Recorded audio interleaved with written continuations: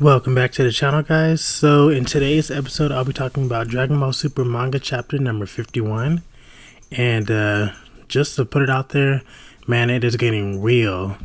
So I'm going to try to cut straight to the point. In this particular chapter, it was a whole lot more conversations and kind of build up going on than action, which isn't a bad thing because it really is setting up the stage for something bigger that's to come.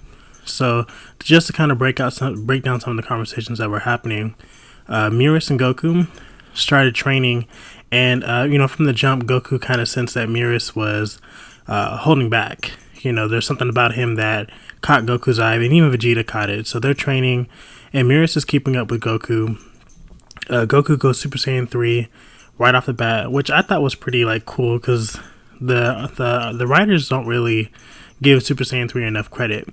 But he goes Super Saiyan 3, and the design looks amazing.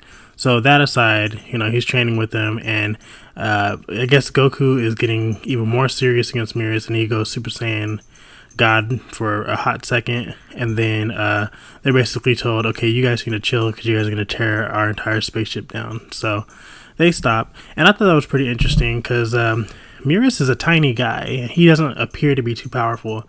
So I want to know exactly what type of training this guy had to have done to get as strong as he is. And even Goku asked him if he can train him.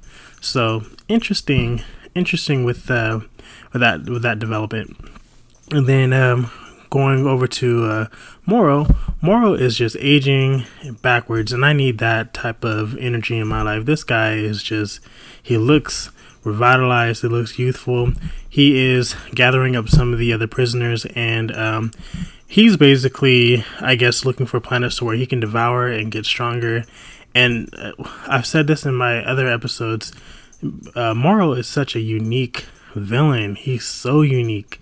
This ability to absorb the life energy of living beings, anything that can sustain life, like plants, animals, just anything that like the essence, like that is freaking amazing. And he doesn't seem too bothered at the fact that Goku and Vegeta are elsewhere. Everyone else is shook at the fact that they teleported, and Moro's not really he's not bothered. Now they do mention that they have their sights set on Earth. So what I'm hoping, and you guys already know, I'm hoping they get to Earth. Gohan and Piccolo have been training because they're the only ones, aside from 17, Piccolo and Gohan, and 18, we'll throw her in there too. Those four are the only ones who can really protect Earth when Goku and Vegeta are gone. Now those four should be substantially strong enough to fight off the majority of any threats. Moro would probably be a problem for a lot of them, so I'm hoping that there'll be good news when they get to Earth and it finds out that Gohan has been training even more so. So that's my big hope, but I'm going to cross my fingers. We already know the writers have a love-hate relationship with Gohan, so I'm not going to reach with that. So that was that's something that we can look forward to. I'm also curious as to how Broly is going to fit into this. I know he hasn't been mentioned yet in the manga, but he is canon. So where is he going to fit in all this craziness? So that's another thing that I'm curious about. And then last but not least, Vegeta finally arrives on Yardrat, and I'm curious, what in the world is he going to do on Yardrat? What exactly is he looking to attain on Yardrat? So there's a lot of things that can go on here. I don't think Vegeta's going to attain any new form. I think he's going to learn a new technique, or man, it would be cool if he can learn telekinetic abilities. I don't know, the sky's the limit with Dragon Ball. These guys have been physical brawler fighters. Maybe this can kind of turn into one of those, he has to learn telekinesis, and Goku's learning, Goku's going to try to master his Ultra Instinct. So there's a lot of cool different avenues that they can go here. There's just so much that they can do. I just hate that these chapters come out, I believe they come out once a month. So it's kind of dang, it leaves us to kind of think what's going to happen. I hope the next chapter has more action in it, because the chapter before that, there was a ton of action, a ton of fighting. And that's what we like to see.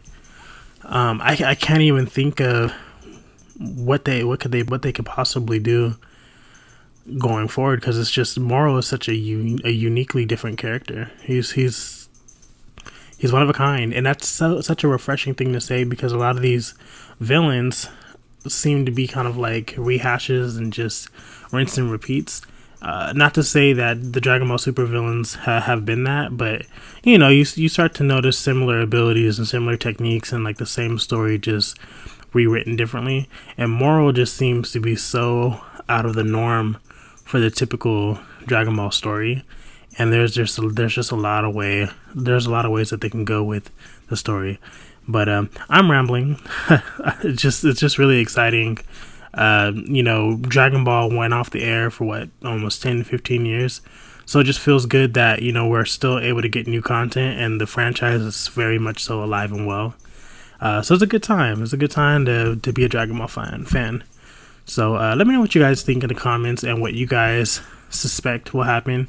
I have a lot of good ideas coming in the near future about some of my theory videos, and some of them might be like really outlandish, but who cares? There's gonna be somebody out there who's thinking the same thing.